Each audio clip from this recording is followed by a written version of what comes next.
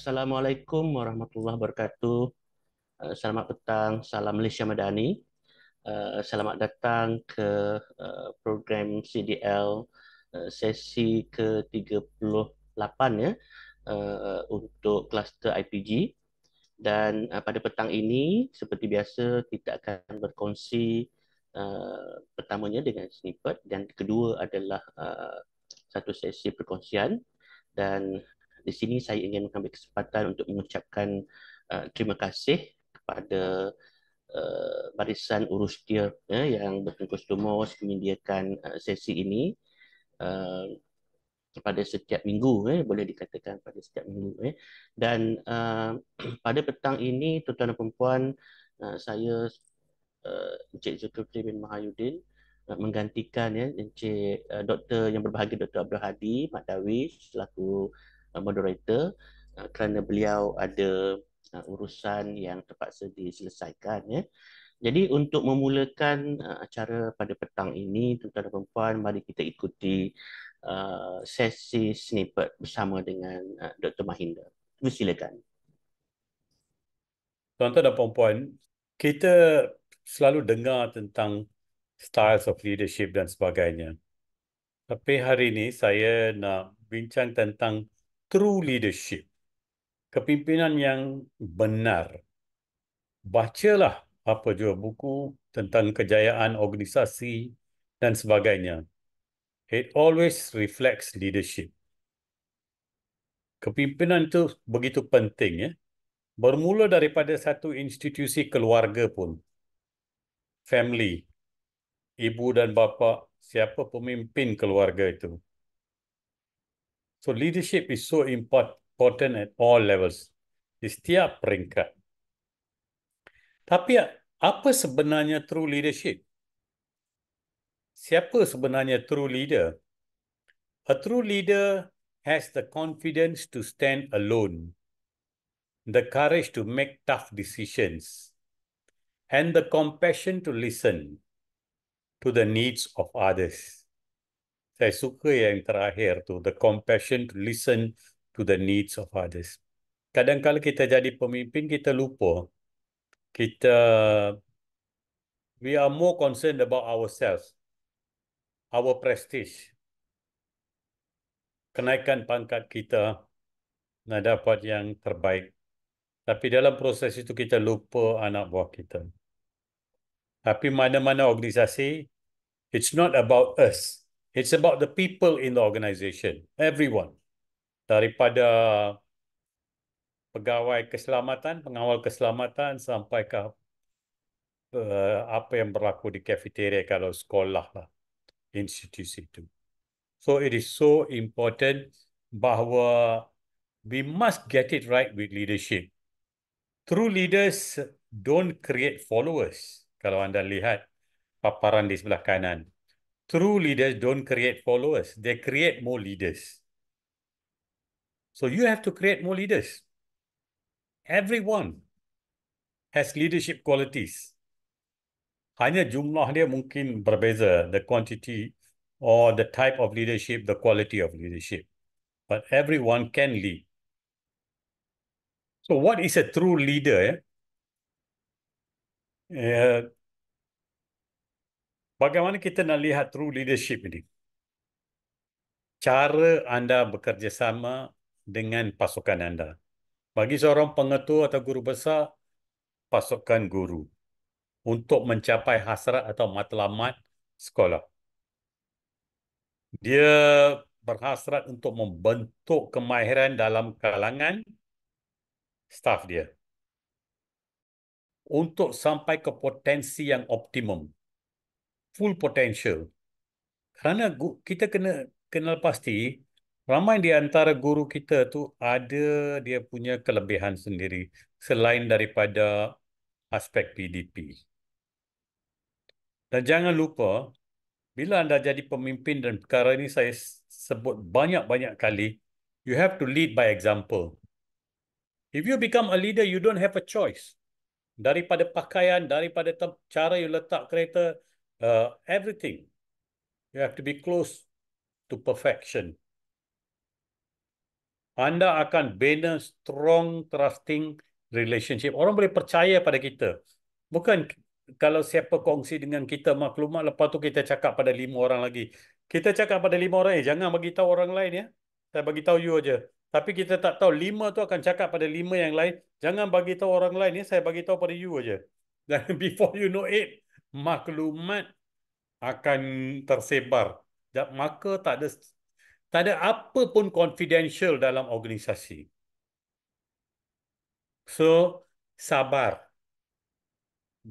If you are a leader at any level atau rakan kepada guru lain pun, kalau kena simpan rahsia, maklumat, kena simpan. Tak ada pilihan. So, binalah jaringan yang kuat ini untuk kejayaan organisasi dan pasukan dalam sekolah. Leadership is not about titles. I repeat, leadership is not about titles, positions, or flowchart. Masuk ke bangunan, nampak flowchart. Saya di atas ni. It's not about the flowchart. You are at the top there. It is about one life influencing another. Macam mana anda boleh mempengaruhi anak buah dan mempengaruhi mereka untuk memberi prestasi kerja yang terbaik untuk organisasi, bukan untuk kita, untuk mencapai matlamat organisasi. Next slide, please. Apa yang penting ialah memahami ciri-ciri seorang pemimpin sejati agar dapat menyemai sifat-sifat tersebut dan memupuk mereka supaya kedua-dua individu dan organisasi berkembang maju. Kalau pemimpin slack, organisasi akan slack. So, tuan-tuan dan puan-puan, what makes a true leader? Emotionally intelligent. IQ, emotional quotient tu. Bagaimana kita berinteraksi dengan orang lain.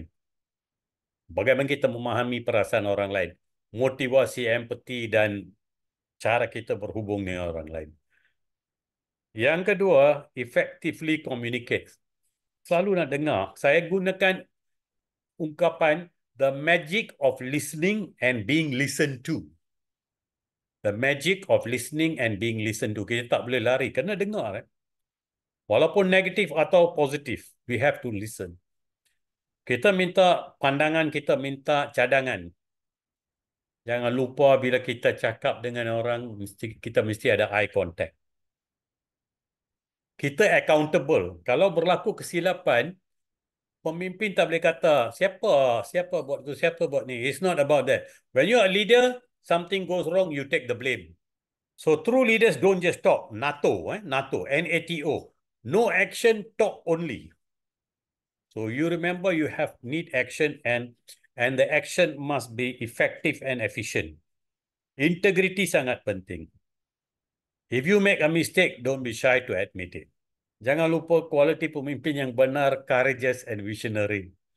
Leaders must make decisions. Whether it's right or wrong, that doesn't matter. But of course, dengan pengalaman, you hope to make the right decision.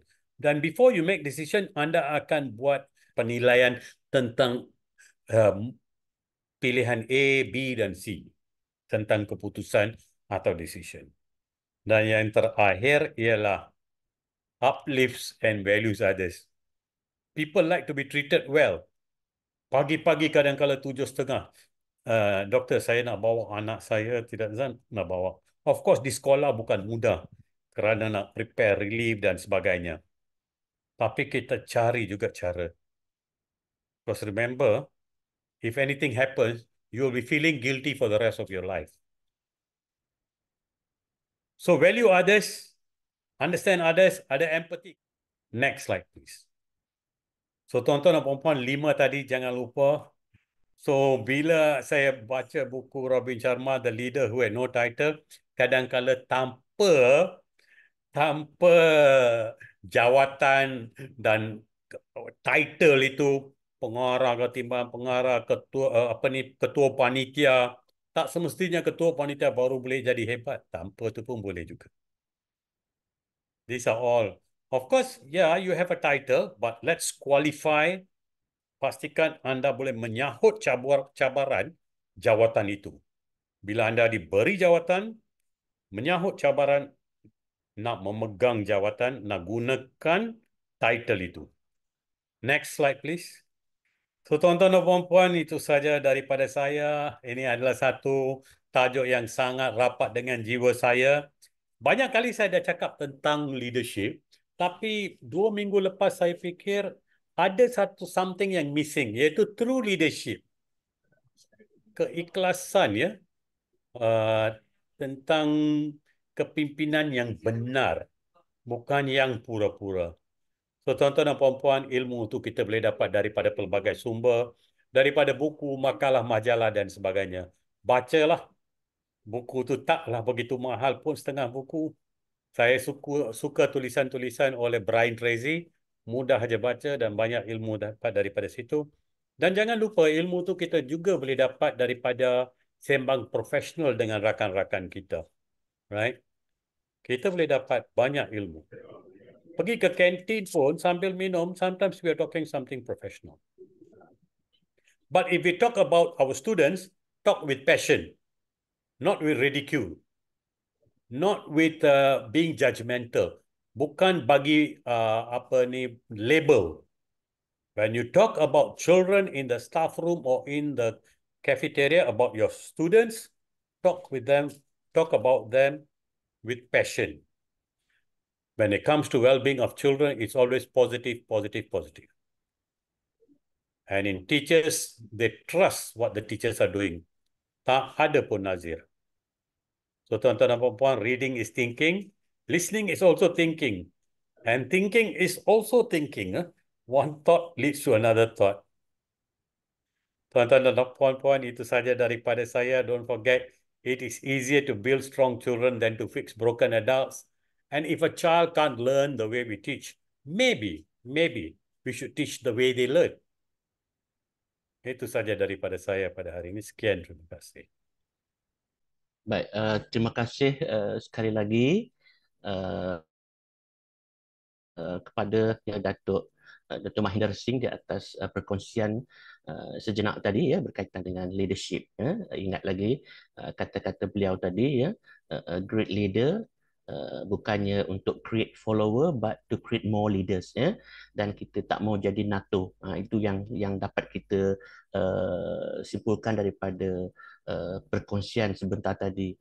Tuan-tuan dan puan, kita beralih kepada sesi seterusnya, iaitu satu perkongsian bersama dengan penceramah kita pada petang ini, iaitu yang berbahagia TS Dr. Romi bin Abdul Kadir. Dan sebelum beliau memulakan ceramahnya, elok saya kongsikan sedikit biodata beliau, ya, yang mempunyai sebenarnya banyak pengalaman, ya, dalam bidang pendidikan teknik ini. Dan beliau mempunyai ijazah sarjana muda dalam bidang boleh saya katakan dalam bidang pendidikan teknik, ya. Dan untuk peringkat sarjananya, ya, beliau juga sebenarnya ada berkaitan dengan pengajian kurikulum dan juga pedagogi, dan sudah tentulah di peringkat PhD-nya, beliau mempunyai kepakaran dalam bidang pendidikan teknik dan vocational. Dan pengalaman yang bagi saya yang banyak itu terutama dalam bidang teknik, ya.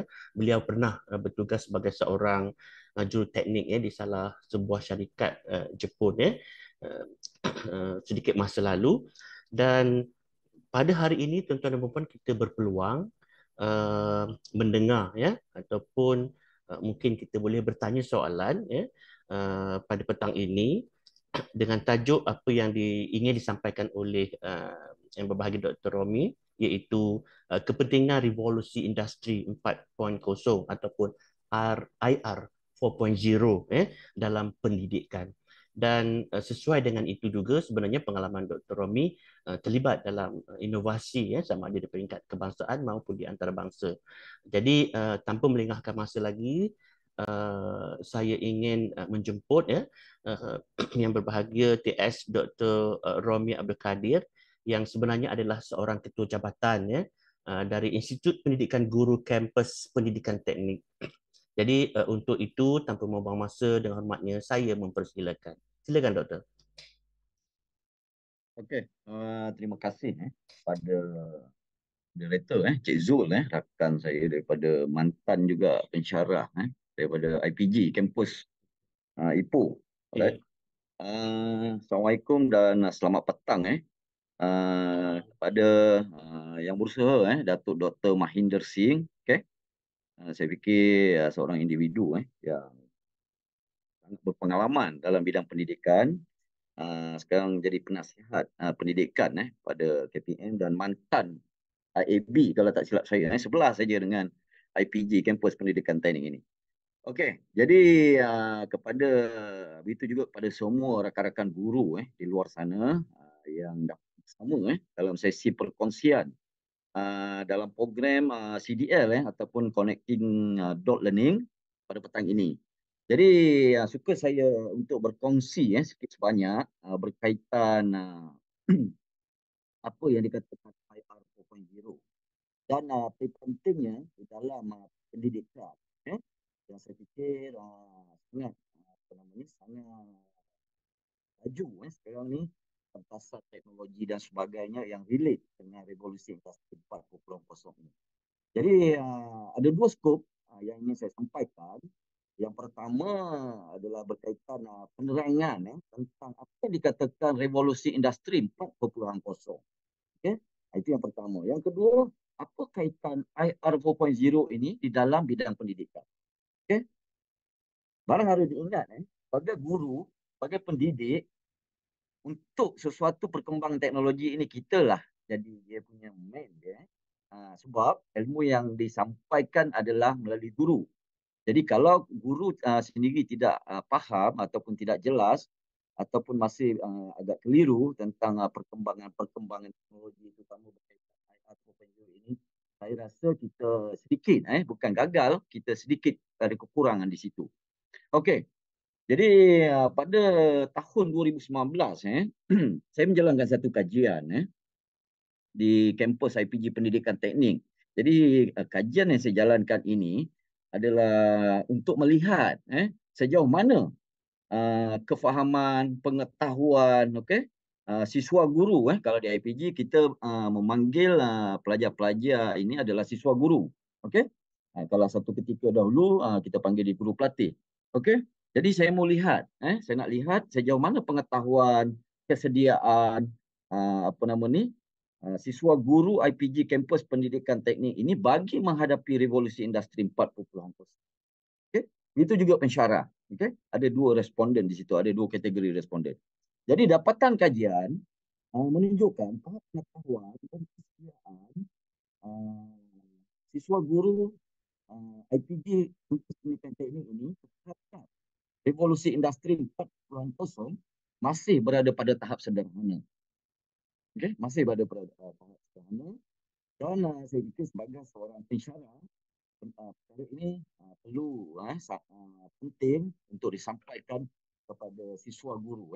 Jadi daripada situlah dengan latar belakang pendidikan teknik dan vokasional ataupun yang selalu kita dengar TVET, saya cuba untuk menelusi, meneroka berkaitan revolusi industri 4.0.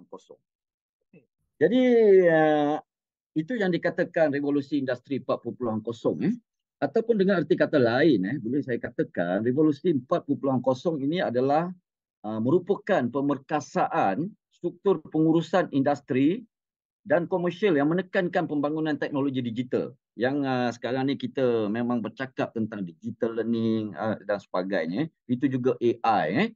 Jadi pembangunan sistem digital yang semakin mantap mendorong pelbagai sektor industri seluruh dunia membangunkan mesin dan robotik berteknologi tinggi bertaraf super robot.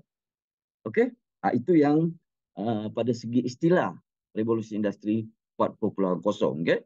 Jadi saya akan kupas satu persatu bermula daripada IR 1.0 iaitu industri 1.0, industri 2.0, industri 3.0 sehinggalah industri 4.0.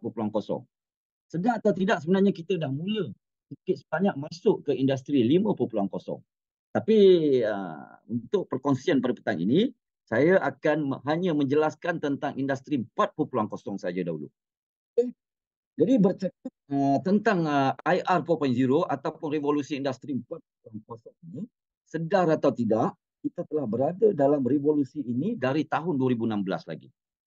Okay, sekarang dah tahun 2024. Lebih kurang dalam 8 tahun kita agak sedikit mungkin saya percaya guru-guru yang berada di luar sana sudah memahami tapi bagi yang belum memahami sebenarnya kita sudah ketinggalan agak jauh juga. Okey. Jadi kalau dalam Forum Ekonomi Dunia dalam buku Fourth Industrial Revolution menyatakan industri 4.0 mengubah cara kita bekerja dan hidup. Perubahan ini dipacu 3 domain teknologi utama iaitu fizikal, digital dan biological yang merentasi 9 tonggak industri 4.0. Merangkumi yang dikatakan cloud computing, augmented reality, AR, artificial intelligence, IoT, Internet of Things, big data, robot otomasi dan sebagainya. Okey? Jadi elemen-elemen ini walaupun kita biasa dengar, tapi sejauh mana kefahaman kita sebagai seorang guru memahami dan macam mana kita nak relatekan elemen-elemen ini di dalam pendidikan. Okey. Secara ringkas, istilah revolusi industri diperkenalkan oleh ahli sejarah terkenal, iaitu Arnold Toynbee pada tahun 1889. Okey. Dan bermula daripada industri 1.0 iaitu dari lebih kurang dalam 1784 yang mana pada masa itu industri 1.0 adalah mengenai kuasa wap. Okey. Yang mana kilang-kilang factory pada masa itu mungkin kita rasa macam terlalu jauh 1784. Tapi di negara-negara Europe, Eropah dan sebagainya, mereka telah ada industri 1.0 yang mana industri pada masa itu menggunakan kuasa wap. Jentera digerakkan menggunakan kuasa wap. Okey, tidak ada lagi elektrik, tidak ada lagi conveyor, mesin dan sebagainya. Maka terciptalah sistem enjin yang turut membawa perubahan besar kepada sistem pengangkutan. Selain jentera-jentera lain yang berupaya pula meningkatkan aktiviti perindustrian. Saya akan sentiasa bercakap tentang perkara-perkara ini disertakan dengan contoh supaya lebih mudah. Kalau dalam erti kata lain, kalau saya bercakap tentang teknikal, mungkin ada sedikit kekeliruan nanti, jadi saya akan sokong dengan contoh. Okey, sebagai contoh, dalam industri 1.0, satu ketika dahulu, tenaga haiwan banyak digunakan. Contoh yang paling mudah lah. Okey. Untuk membajak sawah, tidak ada lagi jentera, tidak ada lagi traktor, tidak ada lagi jentera yang boleh membantu manusia pada masa itu. Jadi digunakan kerbau sebagai salah satu contoh untuk membajak sawah. Ini saya seboleh-bolehnya saya nak beri satu kefahaman yang paling asas sekali supaya rakan-rakan guru di luar sana dapat memahami.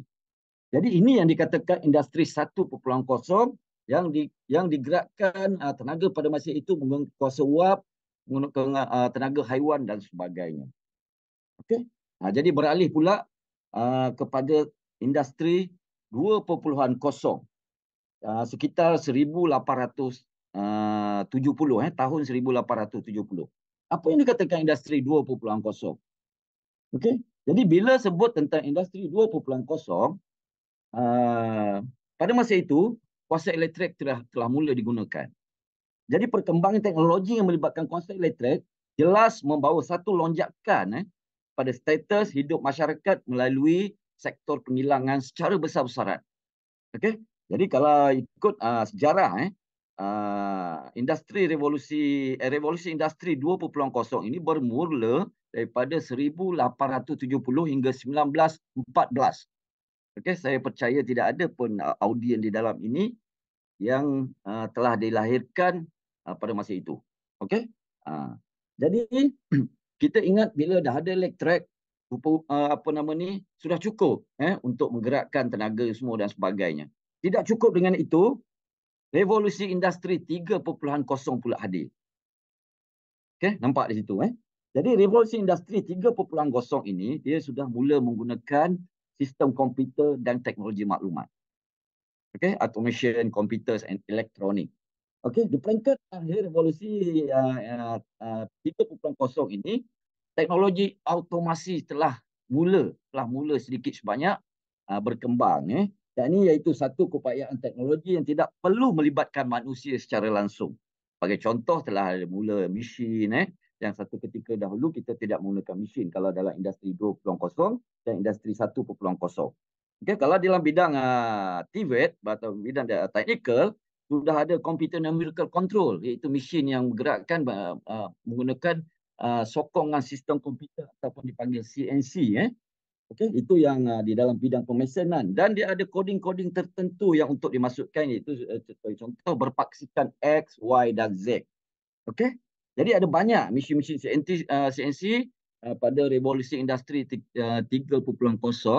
ataupun IR 3.0, iaitu CNC milling, CNC drilling dan CNC lathe, iaitu mesin larik, mesin gerudi, ataupun mesin mesin canai. Jadi kita pun dah rasa macam okey lah industri 3.0. Tapi sebenarnya tidak. Pada tahun 2016, kehadiran revolusi industri 4.0 ini sebenarnya telah mula dikesan sebenarnya seawal 2011. Tapi di Malaysia lebih kurang tahun 2016 baru ada yang satu istilah IR 4.0, IR 4.0. Ya, itu yang saya katakan, kalau sehingga sekarang sudah tahun 2024, kalau di Malaysia munculnya industri revolusi industri 4.0 ni pada tahun 2016, tapi sehingga sekarang kalau sudah kita sebagai guru sudah agak ketinggalan. Tapi saya percaya rakan-rakan guru di luar sana explore benda baru. Okey. Jadi apa yang dikatakan industri 4.0 ini? Inilah main topik yang ingin saya sampaikan pada hari ini, iaitu dia ada, kalau ikut ada 9 elemen penting yang saya katakan daripada awal tadi, iaitu Internet of Things, AI yang baru-baru ini saya fikir kerajaan telah melancarkan, iaitu AI untuk rakyat. Di dalam AI itu dia ada dua komponen, AI aware dan AI appreciate. Okey, yang saya fikir sebanyak sektor pendidikan kena terlibat secara langsung selepas ini. Jadi sebelum perkara-perkara ini datang dengan lebih laju, sebagai pendidik, sebagai guru, kita kena absorb sedikit sebanyak. Jadi itu yang dikatakan istilah-istilah yang biasa kita dengar, big data, cloud computing, augmented reality. Okey. Jadi satu persatu saya akan terangkan apa yang dikatakan elemen-elemen ini tadi. Jadi untuk merealisasikan revolusi IR 4.0 ini, terdapat beberapa tonggak utama, istilah-istilah yang biasa sebut. Selepas ni kalau kita dengar AI itu kita dah tahu dah. AI itu adalah artificial intelligence. AR, augmented reality. Okay? Big data, 3D printer. Okay? Ini adalah istilah-istilah di dalam industri 4.0. Jangan kita sebagai guru, kita hanya tahu istilah saja. Okay? Sebab anak murid kita di luar sana juga sudah adalah anak murid yang telah terdedah dengan dunia tanpa sepadan ini, yang mana kebanyakannya telah explore internet dan jarang murid-murid ataupun pelajar tidak ada gadget. Kebanyakan semua sudah ada gadget. Jadi di sini ada relationship antara pendidikan dengan industri 4.0. Okey. Jadi yang pertama, saya fikir slide ini dapat dilihat ke tidak, Encik Zul? Halo? Apa ni, slide yang gambar ni ke? Okey, alright. Okey, Ada. slide yang seterusnya. Ya, baik. Okey, artificial intelligence, AI. Apa yang dikatakan AI? Okey, kalau ditranslate di dalam bahasa Melayu, AI adalah kecerdasan buatan. Apa yang dikatakan kecerdasan buatan? Okey, ini saya nyatakan AI adalah berkaitan mesin atau komputer yang ada mind, yang ada fikiran seperti manusia. Kalau kita ingat satu ketika dahulu, robot bernama Sophia. Okey, saya fikir Dr. Mahinda dia mesti tahunya. Robot bernama Sophia, dia boleh berkomunikasi seperti manusia serta berfikir secara logik. Sophia ni adalah robot manusia yang dibangunkan oleh sebuah firma di Hong Kong dan pernah memberi ucapan di Pertubuhan Bangsa Bersatu PBB serta diberi kerakyatan oleh Kerajaan Arab Saudi. Sophia ini dibangunkan sebagai robot yang menyerupai manusia pada 14 Februari 2016. Okey, ini yang dikatakan AI, yang mana AI ini adalah satu perkaitan antara mesin komputer yang ada fikiran seperti manusia. Okey? Cuba fahamkan. Jadi secara ringkasnya, di dalam artificial intelligence ini ataupun AI ini, robot seperti Sophia ini ada sensor pendengaran, ada text receiver, ada voice sensor, serta diproses ke dalam satu database untuk dijadikan bahasa serta konsonan. Itu sebab jika kita lihat pada masa itu, Sophia berkomunikasi dengan Tun Dr. Mahathir pada tahun 2019, kalau tak silap saya, pelbagai soalan yang diajukan dapat dijawab seolah-olah ia seperti manusia. Okey? Manakala dalam smartphone, semua pun ada smartphone, ada handphone, yang kebanyakan kita memiliki AI ataupun smartphone, masa kita nak ambil gambar, lens akan bergerak dalam autofocus. Ini juga dikatakan sebagai artificial intelligence. Okey? Alright. Jadi saya pergi pula elemen ataupun komponen revolusi industri 4.0 yang kedua, cloud computing ataupun teknologi awan. Apa yang dikatakan cloud computing? Okay? Cloud computing adalah satu perkhidmatan rangkaian yang disediakan oleh sesuatu syarikat. Okay?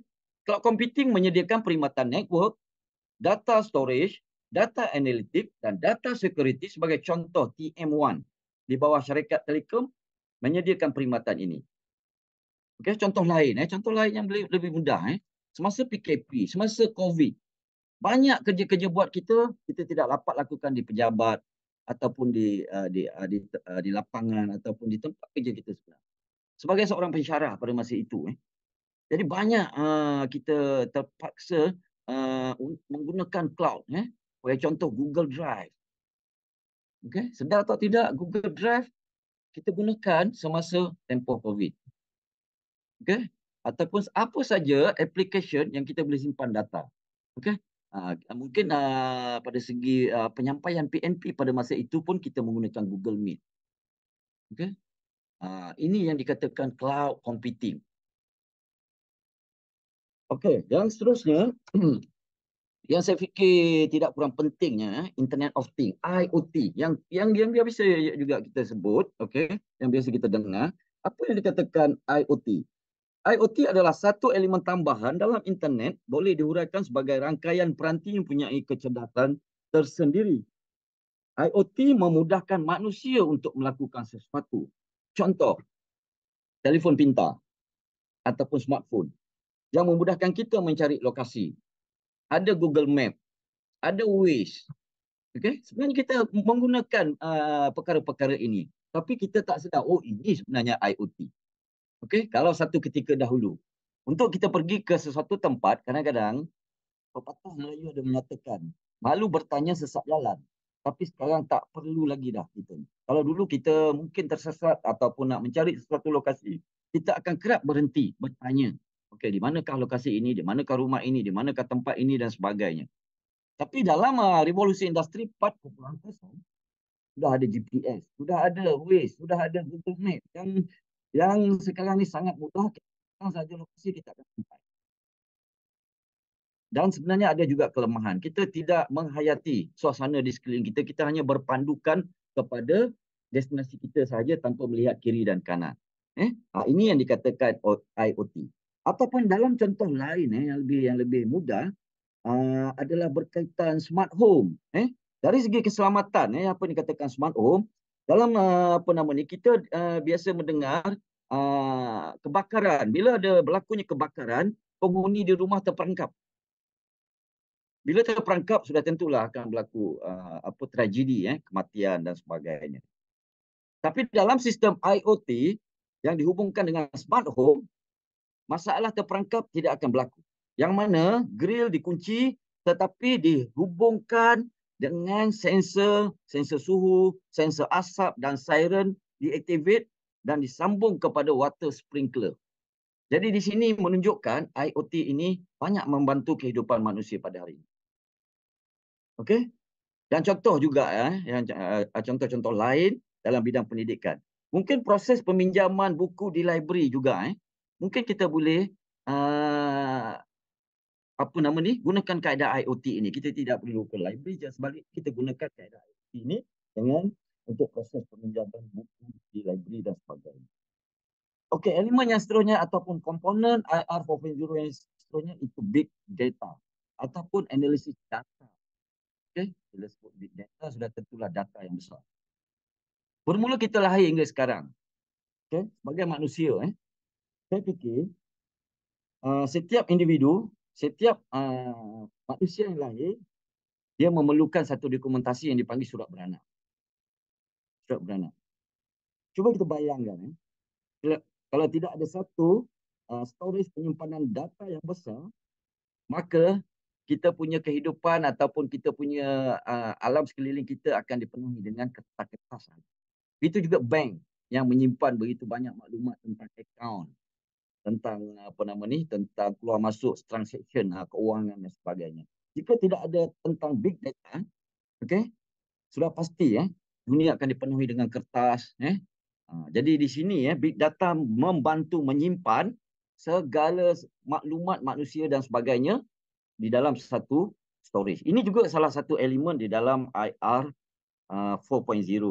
Dan hari-hari kadang-kadang kita juga ada akaun Facebook, ada Instagram. Ini juga adalah salah satu fungsi big data yang mana kalau kita dalam masa seminit Instagram kita boleh menerima 55 gambar. Jadi inilah yang dikatakan big data di dalam salah satu elemen di dalam IR 4.0. Okey, saya teruskan lagi dengan komponen yang seterusnya itu berkaitan 3D printer. Biasanya kita tahu 3D printer ini adalah printer adalah untuk mencetak. Tapi di dalam revolusi industri 4.0, 3D printer, okey, kalau di IPG kita memang IPG teknik kita memang ada mesin 3D printer ini yang mana dia ada kaitan sedikit banyak dengan design untuk dan menghasilkan suatu produk lah.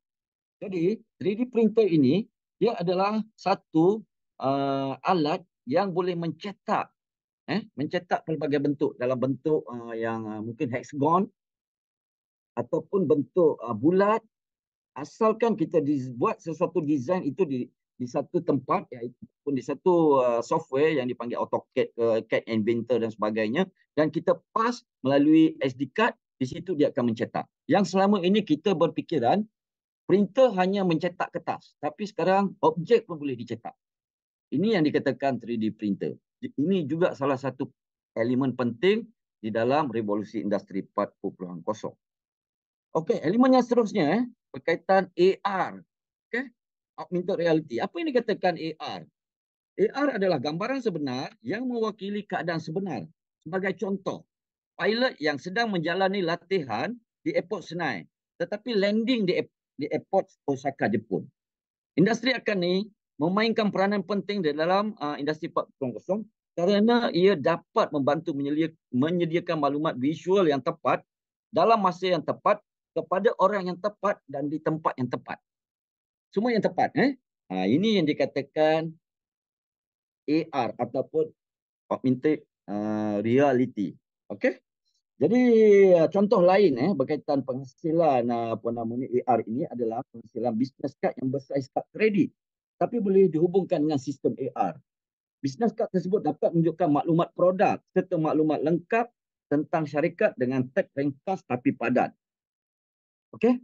Jadi konsep AR ini boleh digunakan dengan bantuan peranti telefon pintar ataupun tablet.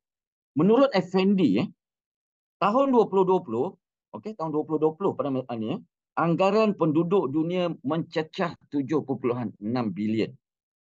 Jadi perkembangan semasa teknologi meramalkan 50 bilion peranti elektronik akan saling berinteraksi antara satu sama lain. Ini menunjukkan jumlah peranti yang berkomunikasi adalah melebihi jumlah manusia. Dengan setiap manusia memiliki kira-kira 6.58 peranti elektronik. Peranti yang saling berhubungan ini menjana data raya dan pengetahuan. Okey, ini yang dikatakan revolusi industri 4.0. Jadi kita sebagai seorang pendidik, sebagai seorang guru, sebagai seorang pensyarah, di mana kita? Selari ke tidak kita dengan revolusi industri 4.0? Okey. Jadi saya teruskan. Antara perkara-perkara penting ataupun 10 kemahiran yang kita perlu ada di dalam era revolusi industri 4.0. Okey. Kalau sebut kita semualah. Saya sendiri sebagai seorang pendidik, guru. Cuma kita mungkin berbeza di tempat kerja saja. Ada yang berada di sekolah, ada yang berada di Institut Pendidikan Guru, ada yang berada mungkin di pejabat pelajaran daerah, PPD, GPN dan sebagainya. Tapi kita semua dalam, kita kata ni, istilahnya mesti adalah seorang yang pernah bertugas sebagai seorang guru. Jadi di mana kita sebenarnya? Di dalam era revolusi industri 4.0 ini. Jadi dapat saya gariskan, ada 10 kemahiran yang setiap, kalau katakan seorang pendidik ataupun seorang guru ataupun seorang pensyarah ataupun tenaga pengajar, kita kena ada 10 kemahiran yang perlu ada di dalam IR 4.0 ini.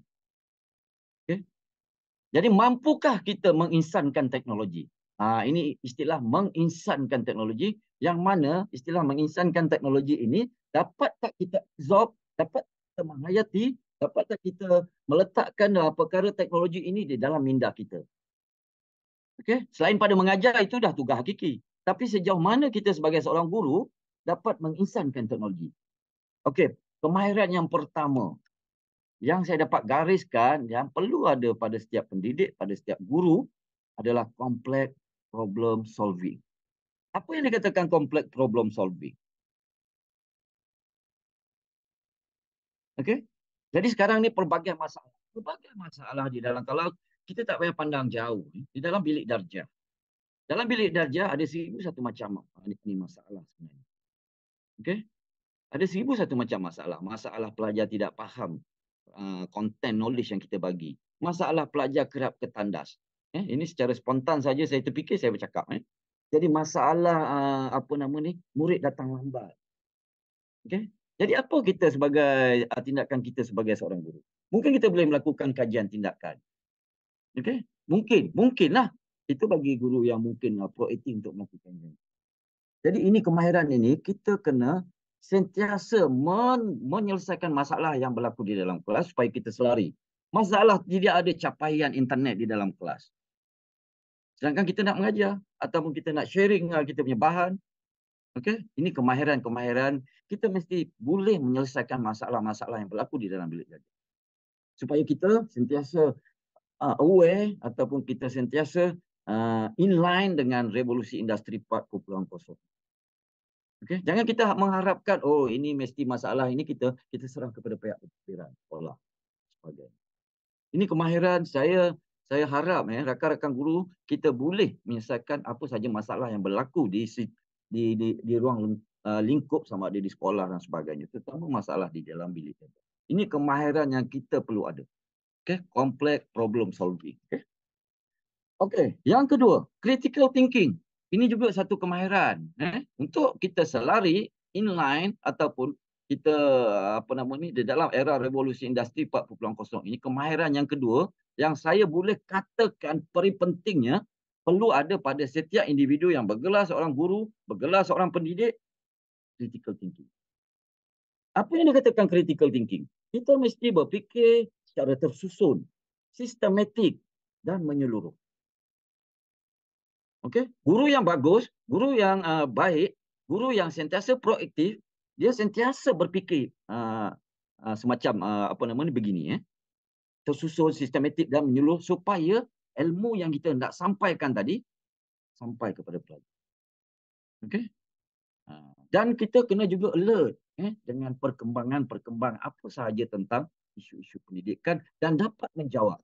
Murid-murid ataupun pelajar-pelajar yang berada di alam persekolahan sekarang bukan macam sekitar 60-an, tahun 70-an, 80-an. Murid-murid yang datang ke sekolah sekarang ini semua telah terdedah dengan maklumat. Jadi kita kena ada one higher step sebagai seorang guru, sebagai seorang pendidik daripada murid. Ini yang dikatakan critical thinking, dan kita cepat berfikir, cepat bertindak untuk menyelesaikan sesuatu masalah yang berlaku di dalam bilik darjah tadi. Okey. Nanti saya akan di akhir nanti saya akan juga share juga macam mana kaedah-kaedah mengajar yang sesuai di dalam revolusi industri 4.0. Okey, kemahiran yang ketiga untuk kita inline dengan revolusi 4.0 ini adalah creativity.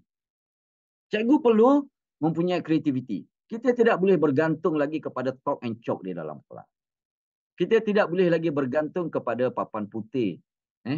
Kita hanya pada segi PNP kita tidak boleh teacher centered. Mesti kita amalkan kepada PNP dalam kelas itu student centered. Guru bertindak sebagai facilitator. Ini antara kreativiti yang bergantung kepada mata pelajaran ataupun bidang yang diajar. Kita sentiasa kena ada kreativiti, perlu berupaya mencipta, mewujudkan benda baru, mempunyai imajinasi yang tinggi. Ini selalu saya cakap juga dengan siswa guru di IPG Kampus Pendidikan Teknik. Sebab siswa guru yang berlatih di IPG Teknik ini adalah dalam kebanyakan yang year 1 ni untuk IPG Teknik adalah reka bentuk dan teknologi, RBT. Jadi guru-guru reka bentuk dah mata pelajaran dinamakan reka bentuk dan teknologi. Sudah tentulah guru-guru yang kita hasilkan perlu sentiasa mempunyai kreativiti yang tinggi. Ini juga salah satu kemahiran yang perlu ada di dalam revolusi industri 4.0. Supaya kita tidak ketinggalan. Okay, yang seterusnya, people management. Dalam kelas, sudah tentu kita ada lebih kurang dalam paling-paling kalau di sekolah rendah tu saya percaya, terutama di bandar besar.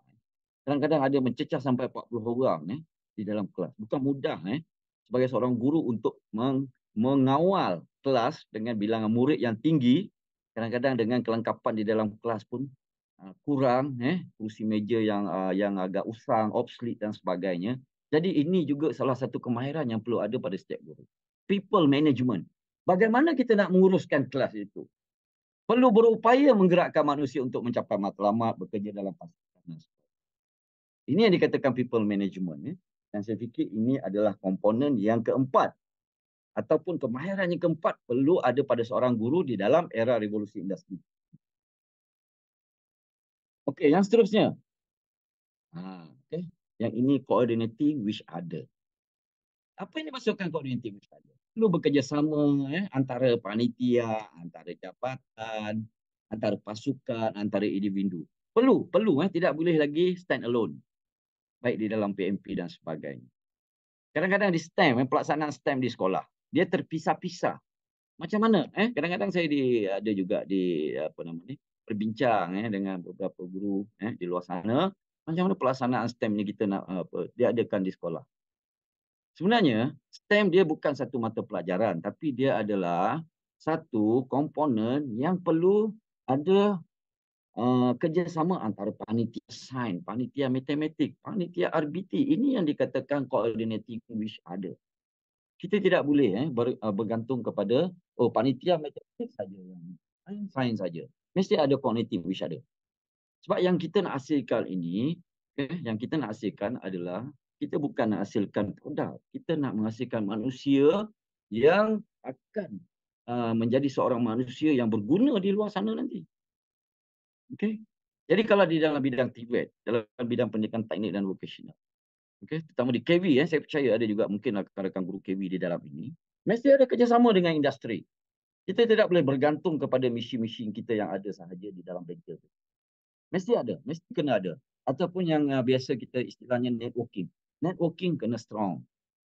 Kita tidak boleh, sekarang ni, apa yang kita lahirkan sebagai seorang pelajar, terutama di KV, yang keluar, kita nak dia mahir.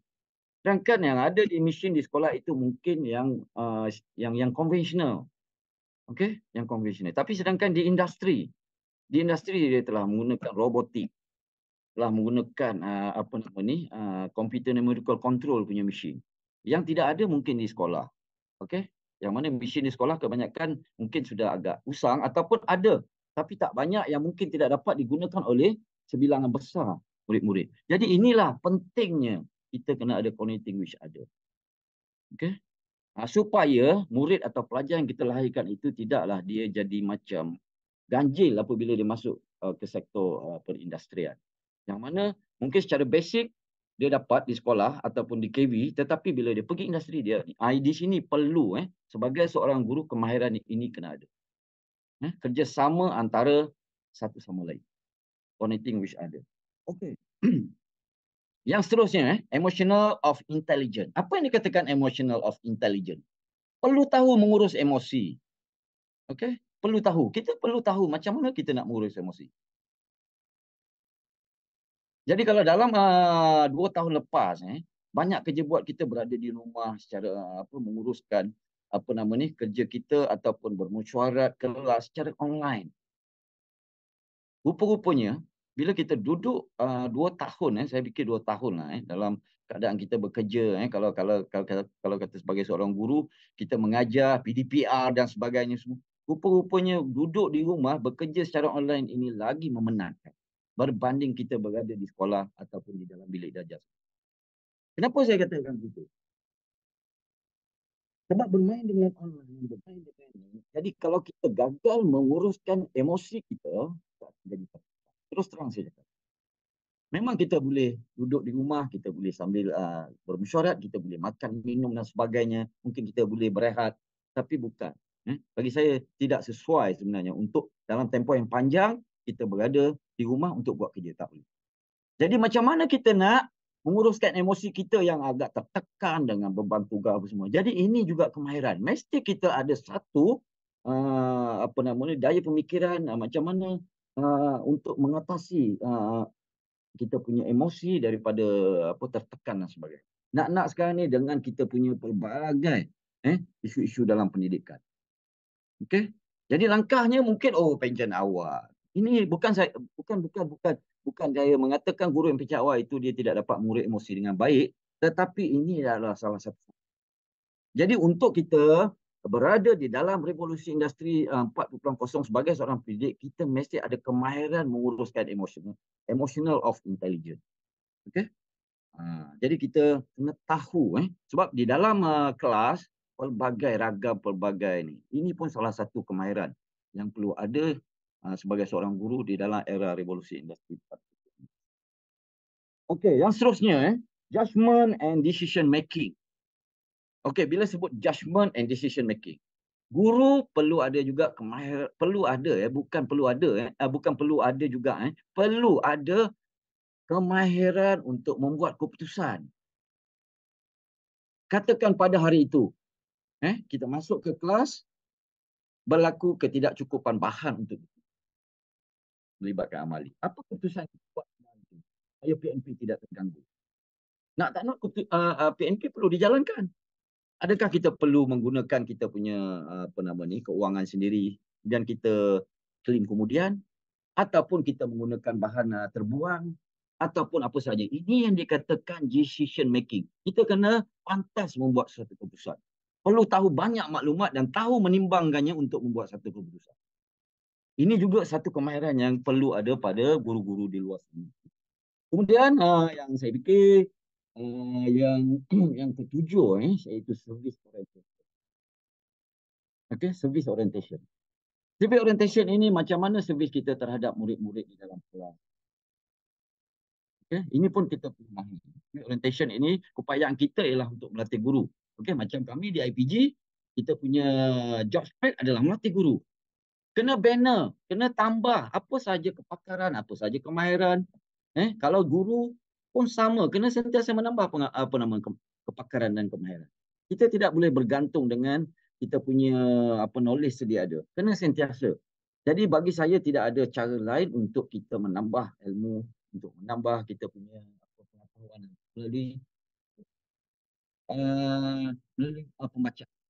Membaca. Itu sahaja kaedah. Jadi inilah kita punya service orientation. Sebab kita melatih, mengajar, memberi ilmu, jadi guru sudah tentulah kenal. Ini yang dikatakan ketidakcukupan kalau kita masuk kelas, terutama yang saya selalu cakap dengan terutama guru-guru novice untuk menjadi guru yang duduk di dalam kelas, kadang-kadang saya duduk sampai 2 masa. Satu masa lebih kurang dalam 40 minit. Kadang-kadang kita boleh keputusan idea untuk menyampaikan ilmu. Disebabkan apa? Kurangnya pembacaan.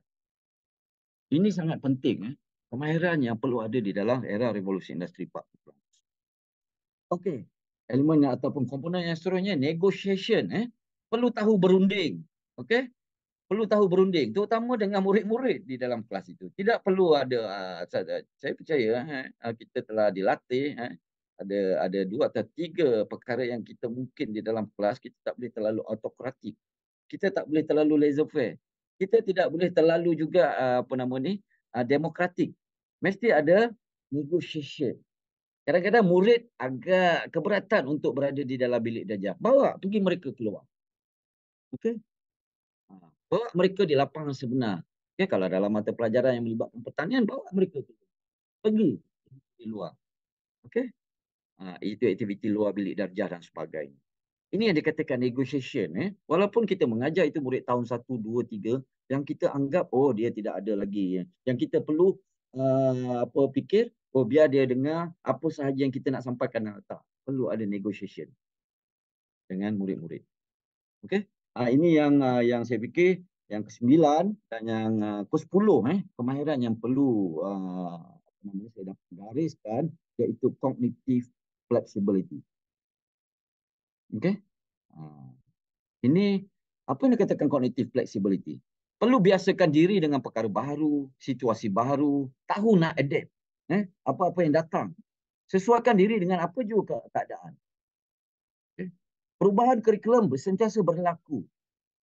Okay. Kalau menurut Fullen, sesuatu kurikulum akan mengambil masa untuk establish selama 5 tahun. Jadi ini pun kita kena adapt. Sebab perubahan kurikulum ataupun perubahan-perubahan yang berlaku dalam pendidikan kita tidak boleh sekat.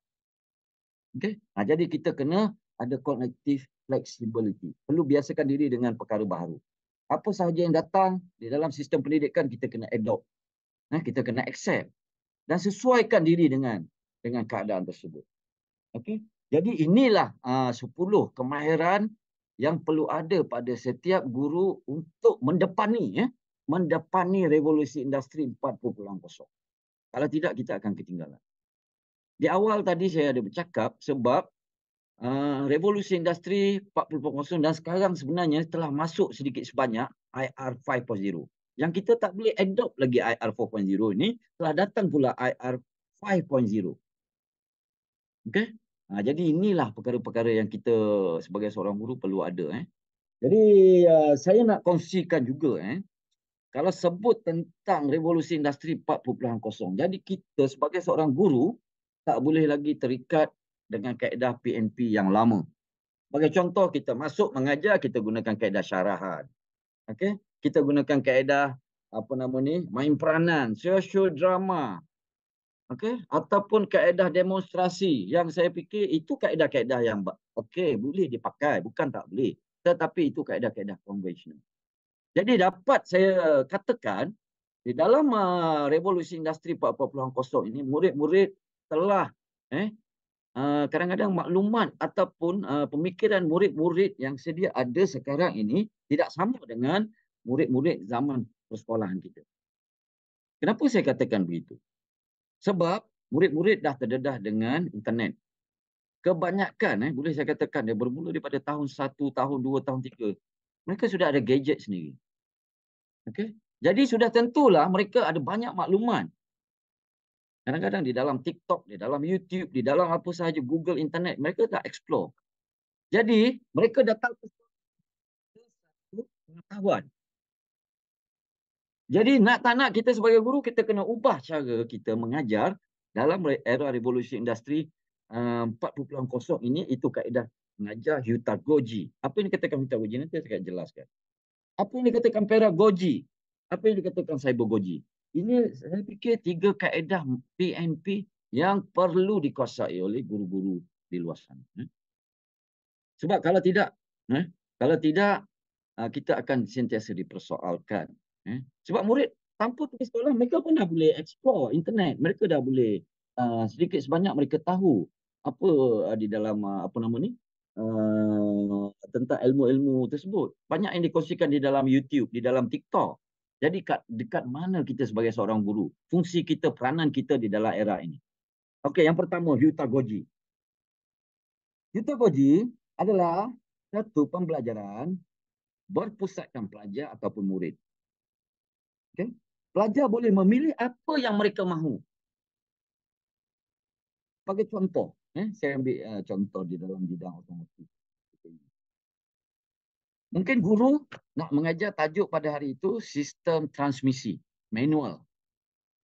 Okay? Pelajar akan bercakap, cikgu boleh tak kita nak belajar hari ini sistem apa nama ni? Sistem elektronik di dalam kenderaan pacuan 4 roda. Nak tak nak, guru kena ajar. Sebab Heutagogy menyatakan pelajar boleh memilih apa yang mereka mahu.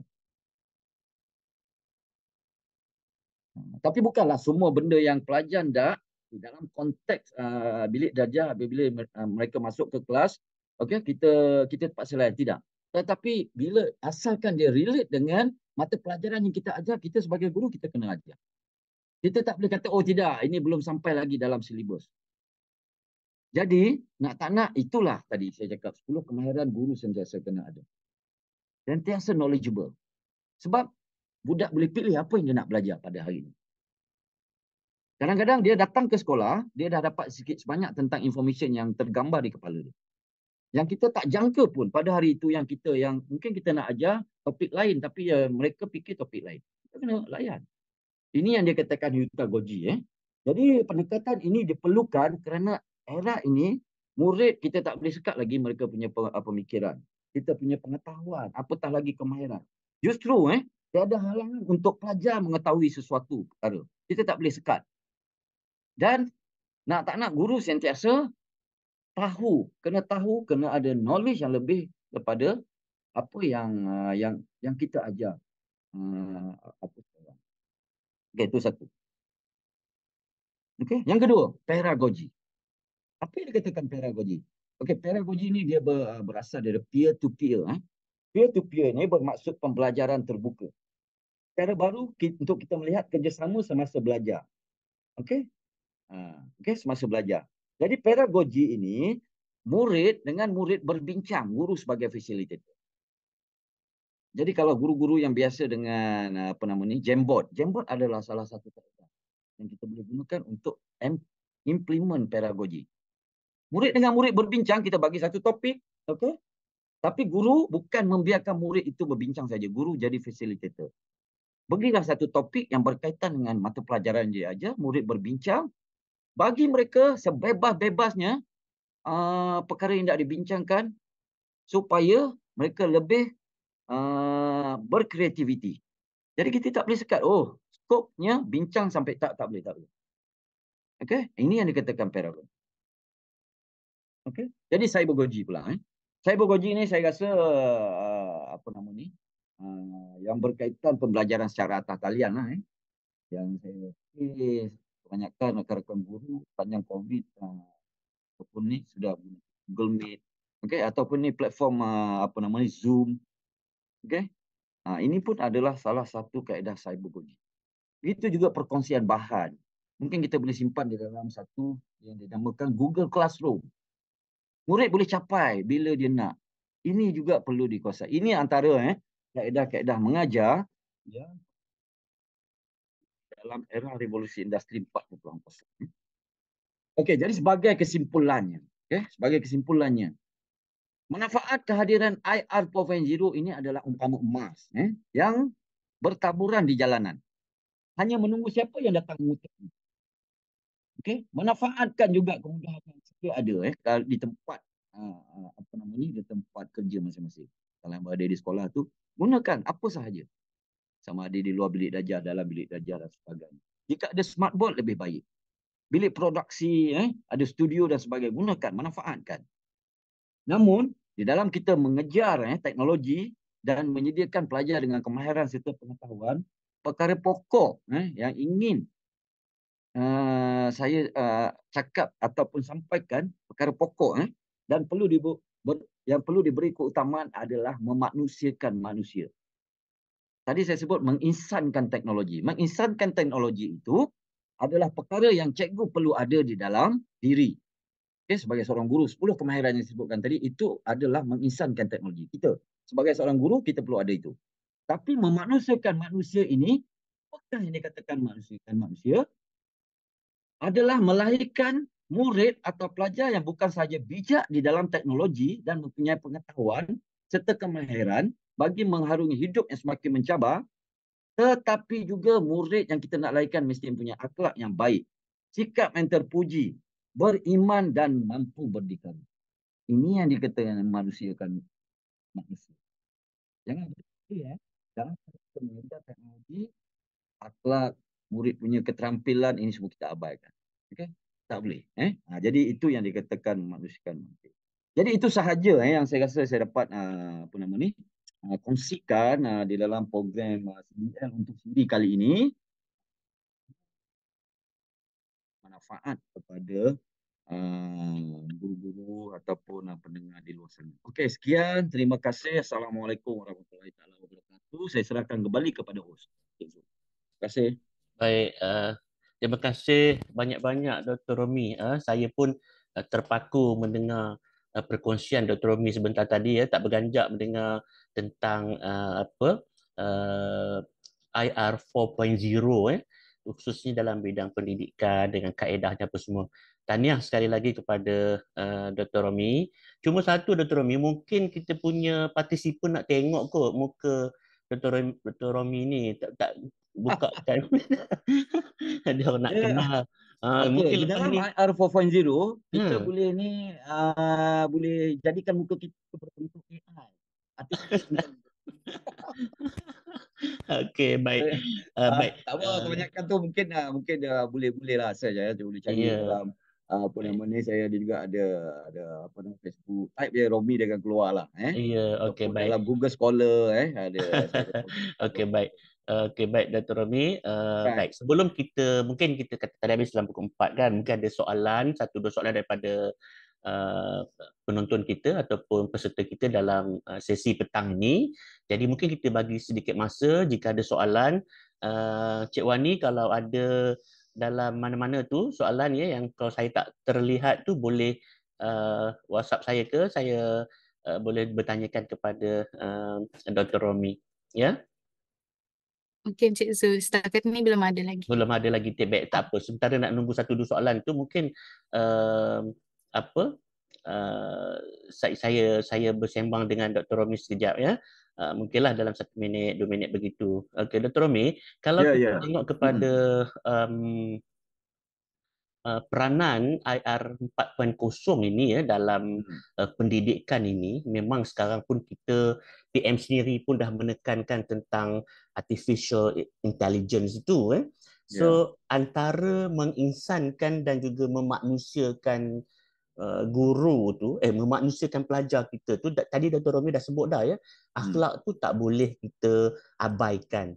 Contohlah kalau kita kata dalam kaedah yang kita buat dalam pedagogi ke, pedagogi ke, cybergogi ke, dalam konteks semasa, kita selalu kata contohnya Internet of Things. Internet of Things kita bawa dunia ke dalam kelas kita.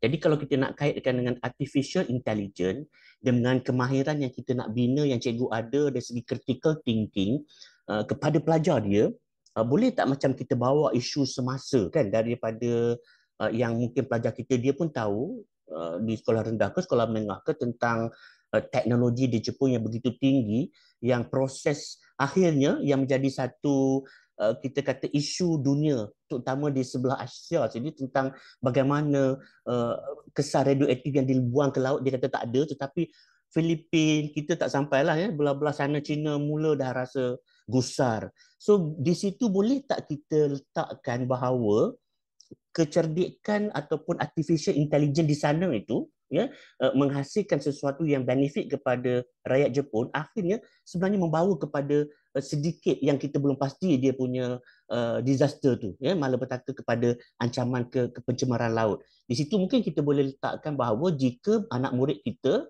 kita tunjukkan benda-benda yang berlaku itu, kalau kita kata kalau kita nak ada ilmu teknologi digital, kita pandai, tetapi aspek ni kita jangan harus lupakan. Kita kena buat benda ini, hasilkan inovasi, hasilkan apa saja, tetapi nilai-nilai kita manusia sejagat, keharmonian itu kena jaga, aspek kesihatan dan sebagainya. Jadi macam itu kita boleh selitkan. Begitu ke ni Dr.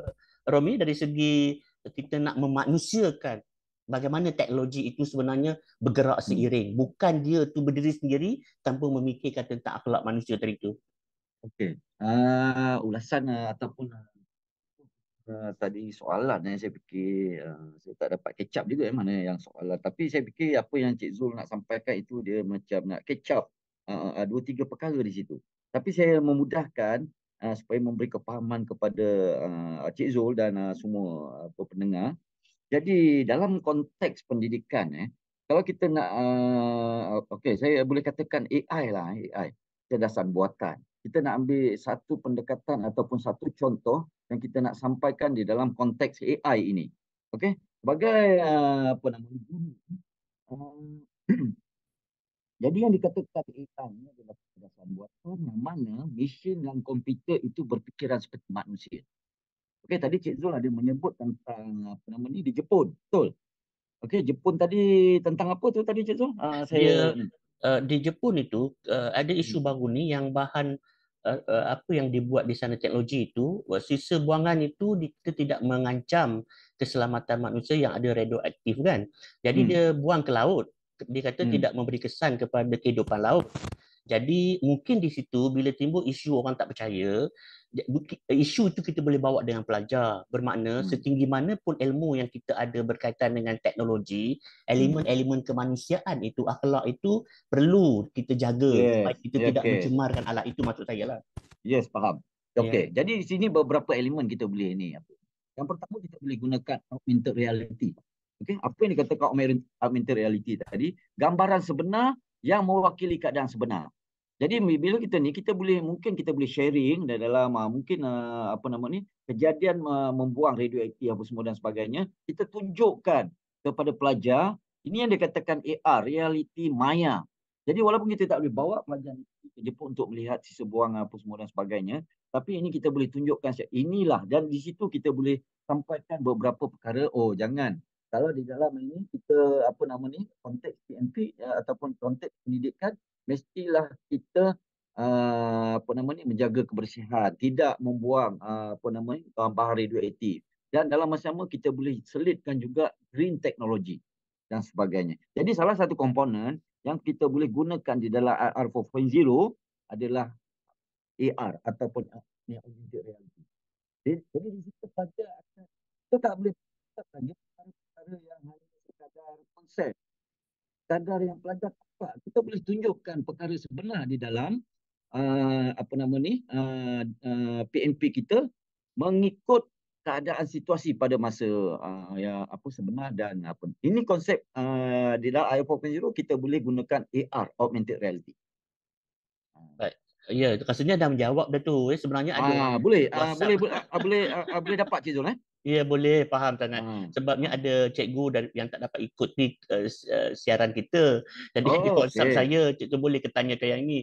Okey, boleh, tak ada masalah. Dan asalkan perkara itu saya boleh jawab, saya akan jawab. Kalau saya tak boleh jawab, saya akan cuba mencari jawapan. Saya akan kongsikan dengan Cik Zul, sampaikan kepada guru balik. Di situ. Itu yang dikatakan.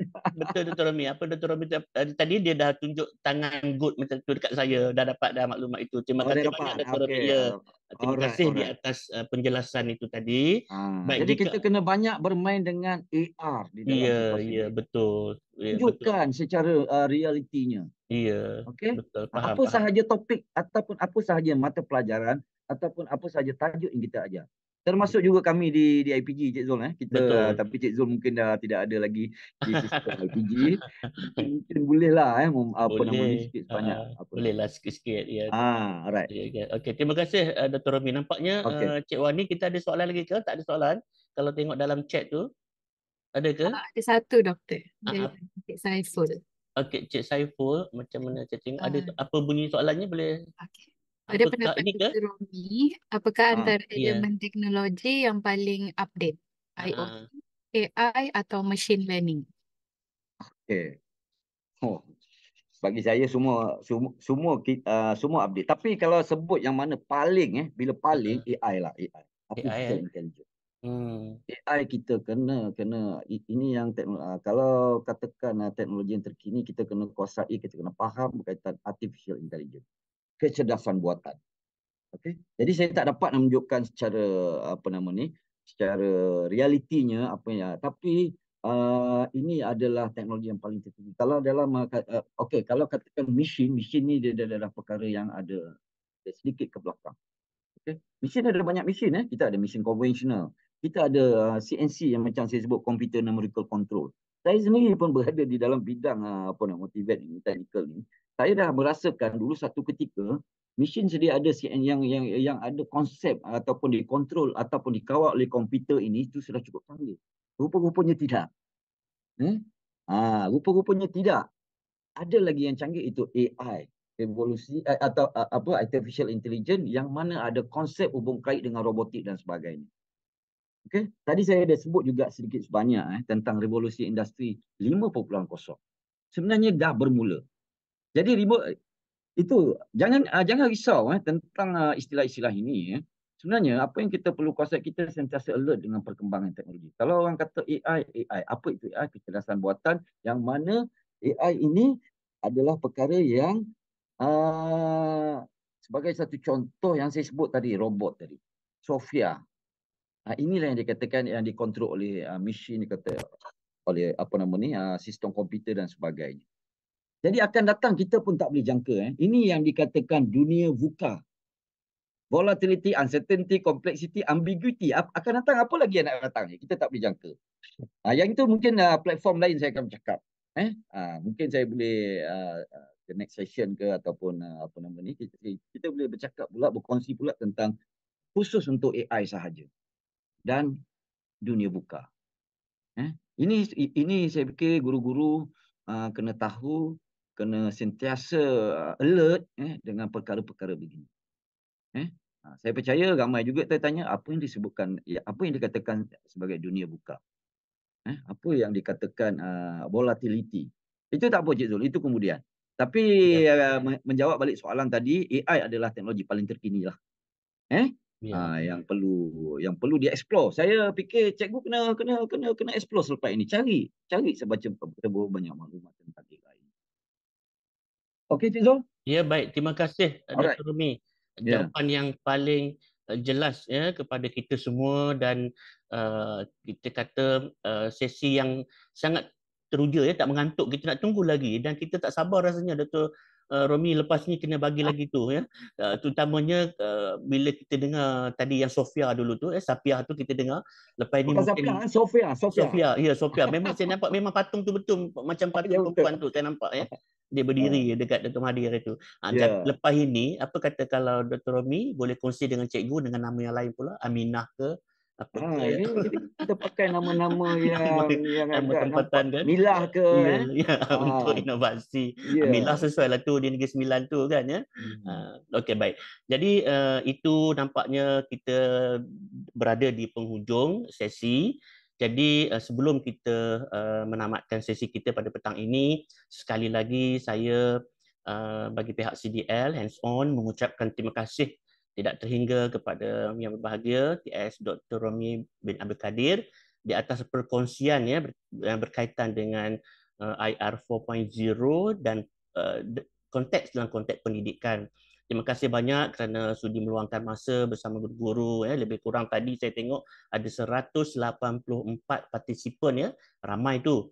Dan juga terima kasih kepada semua barisan urustia Cik Wani dan rakan-rakannya di sana yang sedang menguruskan kita punya Zoom ini, dan kepada semua peserta di dalam sesi petang ini. Terima kasih di atas penyertaan dan selepas ini rasanya Cik Wani akan letakkan link kehadiran dan juga untuk sijil. Semoga sesi petang ini memberi manfaat yang hebat kepada tuan-tuan dan puan-puan yang hadir, dan juga mungkin boleh dikongsikan oleh guru-guru dengan rakan-rakan yang lain apabila berada di dalam ataupun kita masuk ke dalam YouTube nanti. Jadi sekali lagi saya ucapkan terima kasih kepada Dr. Romi. Maaf jika ada sebarang ketelanjuran bahasa kami di sini. Jadi dengan itu juga, Assalamualaikum warahmatullahi wabarakatuh. Selamat berjumpa lagi. Sekian, terima kasih.